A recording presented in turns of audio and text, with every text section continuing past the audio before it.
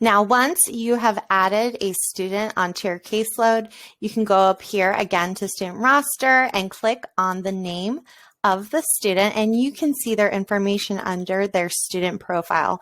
So I haven't entered in all of their information here, but it does have their primary classification, their facility that they are located at, their grade. I can assign their gender. If I need to change any of this information, on the right-hand side is the edit button. I can click on that.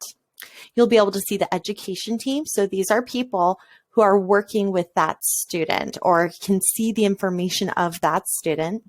Under family members, you'll see the parent, and you can resend login details if they have forgotten to log in. But we're going to click edit because I'm going to show you that the email address for that person is going to be right there. That's the email address that correspondence will go to for that student.